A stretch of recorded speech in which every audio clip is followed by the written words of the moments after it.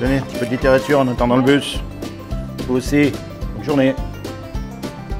Tenez, un petit peu de littérature en attendant le bus. Ça passera plus vite. Bonjour. Un petit peu de littérature, vous aussi, il y en a pour tout le monde. Voilà, le temps passera plus vite. Bonjour madame, celui-là c'est pour vous. Bonne journée. Tenez, un peu de littérature en attendant le bus, ça passera plus vite. Ça va les gars? Pray for Biggie. Hey, you pray? You not English? Pourtant c'est écrit en anglais. Ouais, je sais, mais c'est pour faire... Ah. Comment on dit? C'est pour faire quoi? Hein? C'est pour faire quoi? La publicité. Ah d'accord. Ah, parce que comme je vois que je vous priez, c'est bon, hein? C'est un rappeur américain. Ah d'accord, il s'appelle Biggie, c'est ça? Ouais. Ok, je connais pas trop les rappeurs. Ça va sinon? Ouais, ça va, ouais. Bon, attention, il faut en profiter, hein, parce qu'un jour ou l'autre, on va mourir tous, hein? Ah, Ouais, bah on si. est que de passage. Hein. Et alors, vous y avez déjà pensé? Ah. Qu'est-ce qui va se passer après? Après quoi, la mort? Et après, une fois qu'on est mort, à votre avis, qu'est-ce qui va se passer? Je sais pas, on verra bien. Hein. Parce que tout le monde meurt, hein? Oui, bah oui. Après la vie, c'est pas Parce que moi, compliqué. Je pense qu'il se passe rien. On pourrit dans un trou, c'est tout. Vous croyez? Et votre âme, elle va où? Par exemple, les sentiments. Pourquoi est-ce qu'on aime une personne et pas une autre? Pourquoi est-ce qu'on a des pensées? D'où ça vient tout ça? On les voit pas, mais ça existe. Tu vois ce que je veux dire? C'est comme un téléphone. Il y a le boîtier, on le voit, mais les ondes, on les voit pas. Pourtant, elles existent. Et bien, une fois qu'on est mort, c'est pareil. Notre corps, il meurt. Ouais, il va dans la poussière. Mais notre âme, elle va ailleurs. Elle va vers Dieu. Et pour savoir si on va vers Dieu ou pas, c'est très simple. Vous connaissez les 10 commandements? Oui, bien sûr. Alors, on va voir. Est-ce que vous avez déjà menti? Oui. Attention, hein, je ne vous juge pas, hein, moi aussi. Hein. On a Oui. tous fait. Comment on appelle quelqu'un qui a menti? Déjà, Un menteur. moteur, ouais. Est-ce que vous avez déjà volé quelque chose? Oui. Moi aussi. Comment on appelle quelqu'un qui a volé? Voleur. Un voleur. Attends, ça c'est celle qui tue tous les hommes. Est-ce que vous avez déjà regardé une femme pour la convoiter dans la rue? Oui. Jésus a dit, quiconque regarde une femme pour la convoiter a déjà commis un adultère avec elle dans le cœur. Imaginez, on parle de tuer le président de la République, là. Ils vont pas attendre qu'on le tue pour nous arrêter. Non. C'est dans le cœur que ça se passe. Les pensées, déjà, ça nous condamne.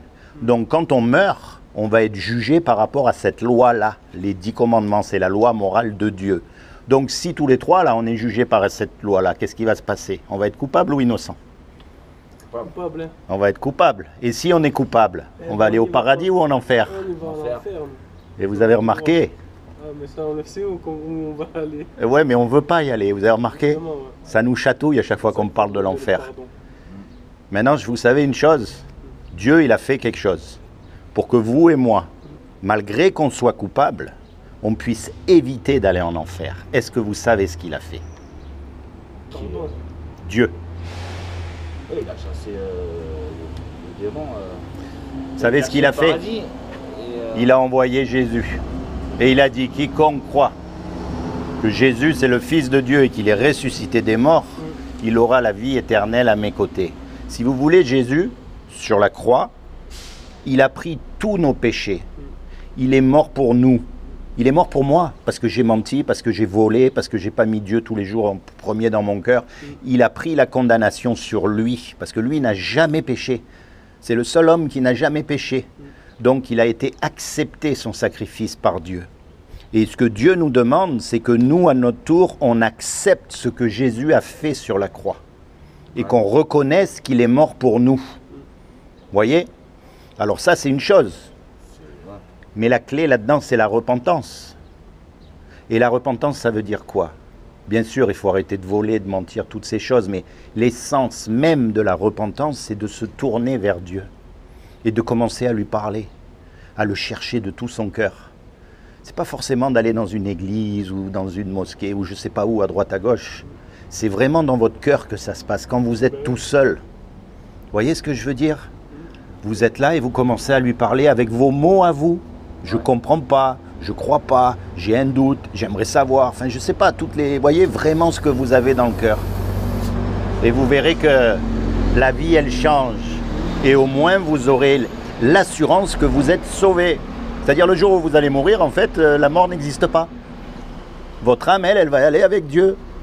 Ah oui. Imaginez l'intelligence de celui qui a tout créé. C'est parlé en deux. Non, c'est pas celui-là, David. Ah, il est marqué les arcs, mais il faut pas tout travers. C'est ligne 10, je crois pas Ouais. ça. Imaginez l'intelligence de celui qui a créé tout ça, qui nous a créé à nous, qui a créé les yeux, Ah oui. la vue, le cœur. Attendez, les planètes, il y en a tellement, on n'arrive pas à toutes les voir. Oui, Eh ben, franchement, je préfère passer l'éternité avec lui que dans le noir tout seul dans un trou. c'est sûr. Vous avez une Bible à la maison? Trouvez-vous une Bible. Faites-moi confiance. Commencez à la lire. Mais vous, quand vous êtes tout seul, avec un cœur ouvert, c'est-à-dire vous posez des questions à Dieu. Ok? Ouais, ok. Soyez bénis les amis. Allez, merci. Bonne journée. Merci.